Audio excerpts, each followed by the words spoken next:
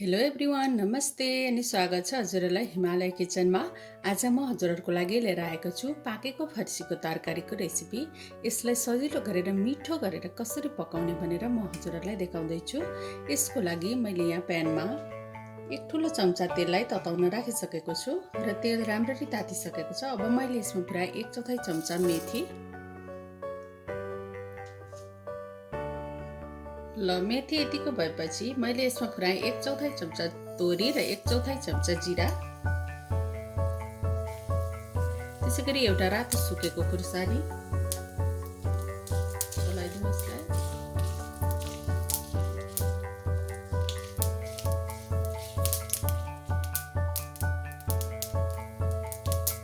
र अब मैले यसमा राखेँ 500 ग्राम जति पाकेको फर्सी राम्ररी काटेको।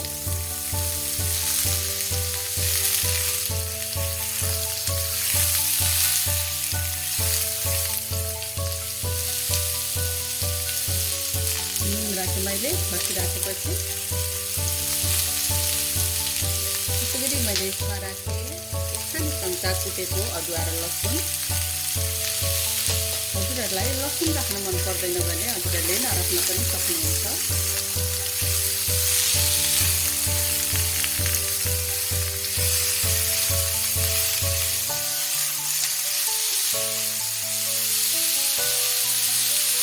मैले यसमा राखेँ आधा सानो चम्चा बेसार, त्यसै गरी 1 सानो चम्चा काश्मिरी रातो खुर्सानीको धुलो। अब मिक्स गरिदिउँ।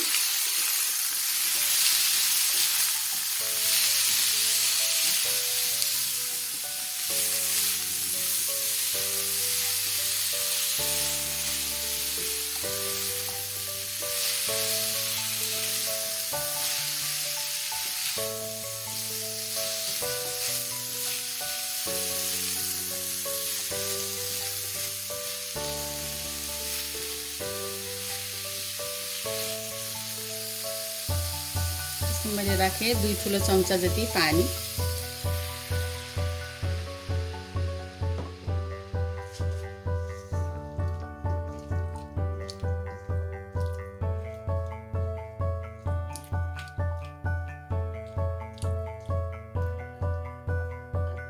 अब यसलाई छोपेर 14-15 मिनेट जति पकाउनु पर्छ।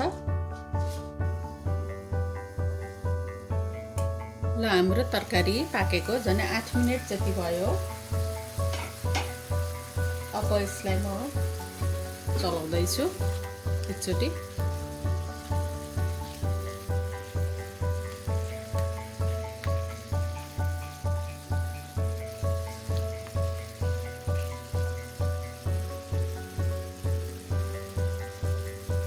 यसमा मैले राखेँ 1 सानो चम्चा जिरा धनियाको पाउडर।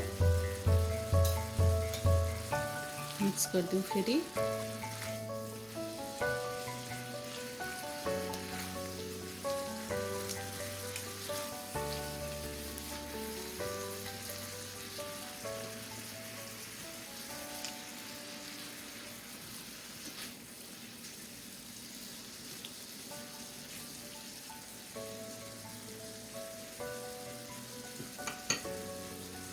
र यसलाई छोपेर अझै 7-8 मिनेट जति मिडियम हिटमा पकाउनु पर्छ।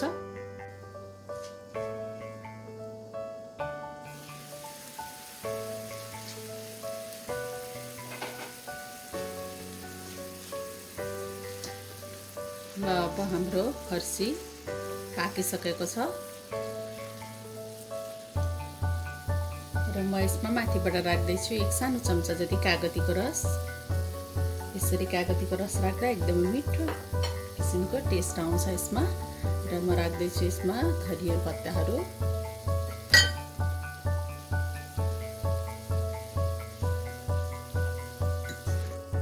मिक्स गरिदिउँ।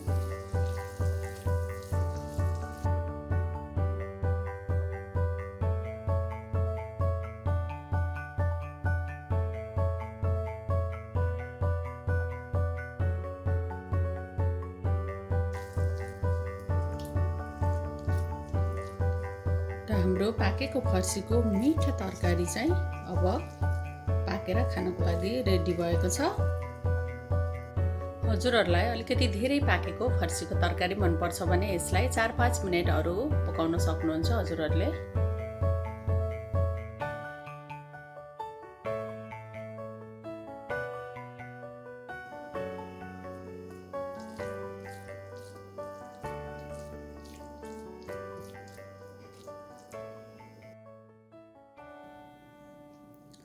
ल अब यसरी पाकेको फर्सीको मिठो तरकारी सर्भ गर्नका लागि रेडी भएको छ।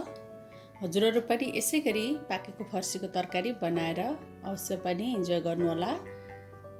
यो एकदमै मिठो हुन्छ, हेल्दी पनि हुन्छ। हस् त यो रेसिपी हजुरहरूलाई राम्रो लाग्यो भने हाम्रो भिडियोलाई लाइक, कमेन्ट, सेयर गरिदिनु होला। यस्तै रेसिपीहरूको लागि हाम्रो च्यानललाई सब्सक्राइब पनि गरिदिनु होला। सब्सक्राइब गरिसकेपछि नजिकै रहेको नोटिफिकेसन बेललाई पनि अवश्य पनि क्लिक गरिदिनु होला। फेरि पनि यस्तै मिठो परिकारको रेसिपी लिएर आउने नै छु। हाम्रो भिडियो हेरिदिनु भएकोमा हजुरहरूलाई धेरै धेरै धन्यवाद।